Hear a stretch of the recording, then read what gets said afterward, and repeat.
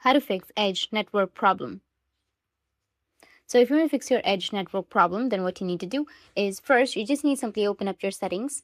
After opening your settings, you need to just scroll down a bit, and then you will have an option of airplane mode. You need to turn on and off your airplane mode. And you need to check that you have sufficient network coverage, as poor signal strength can affect internet speed and connectivity. Try turning on and off your air mode. This will also make your Wi-Fi connection better. Now within settings, you will find an option of cellular data or mobile option. Tap on it. Inside cellular section, in the second number, you'll see the option of cellular data options or mobile data options.